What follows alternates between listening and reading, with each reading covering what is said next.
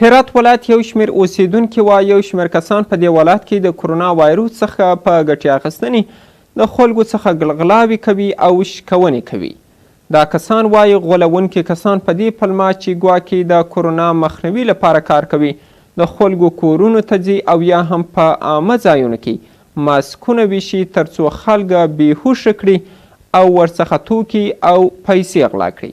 د هرات امنیه قومندانۍ بیا دا یوازې شایع بولي او وایي تر اوسه داسې کوم شکایت نه دی ورسېدلی. هرات ولایت کې چې د هیواد په کچه تر ټولو ډېرې د کرونا ویروس مثبتې پیښې پکښې ثبت شوي یو شمېر اوسېدونکو ته یې نوې اندېښنې پیدا شوي دي. یو شمېر هرات میشته وګړي وایي یو شمېر غولونکي کسان د کرونا ویروس سره د مبارزې د نوم څخه په ګټې اخیستنې د خلکو کورونو ته ځي او لاس په غلاو او شکونو پورې کوي. از ماکسایی که به حساب دوای بیوشی زده میشه و همچنین سوء استفاده های میشه و بعضی جلو موتورها رو میگیرن و چنین سوء استفاده های رو میکنن و سرقت و دزدی های از نام ویروس کرونا و ماکسایی که به حساب ضررآلوده و از اونها استفاده میکنم. خواست ما از دولت همینه که مثلا همو اشخاصای همو افرادهایی که مثلا به بهانه این که ماسک میدن به کسی یا مثلا از طریق همین ماسک دادن ها به یک برادر میدن یا به یک فامیل یا به یک هموطن ما میدن کوشش کنن که نگیرن. به خاطر این نگیرن که خدای نکرده به داخل این ماکس موادهای بیهوشی طبعا شاید داشته باشه. مردم از این کار خوب سوء استفاده میکنن.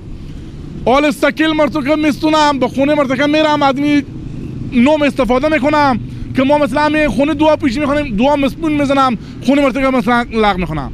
د ولایتي شورا غړي هم دا خبره د اندېښنې وړ بولي او د امنیتي چارواکو غواړي په دې تړاو جدي اقدام وکړي. هر کس خواسته باشه سوء استفاده کنه باید او تحت پیگرد قانونی قرار بگیره، پنجه قانون سپرده بشه، او مجازات بشه، برخورد قانونی خود از صورت بگیره. بله همچون افراد باید رم نشه. هر کس که میخواد باشه اگر همچون افراد میخواد از این وضعیت امروزی شرایط کنونی که مردم بسیار هراسان و نگران هستن از این سوء استفاده کنه بعد اشد مجازات برای از او تعیین بشه. په همدې حال کې د هرات ولایت امنیتي چارواکي بیا دا خبره یو شایع بولي او وایي تر اوسه په دې تړاو کوم رسمي شکایت دوی ته نه دی رسیدلی. ما از هموطنان عزیز خود میخواهیم تا اینکه اونا چنین موارد جدی بگیرن و اگر کسی میاد دم خانه از اونا در میزنه و خانه از اینه که دروازه خانه رو باز کنه گویا برای از اونا کمک و مساعدت صورت میگیره کوشا باشن و این کار را انجام ندن تا زمانی که مرد در خانه نیست و یا سرپرست فامیل در خانه نیست، به خصوص خانم ها که متوجه از اونا میشه و یا اطفال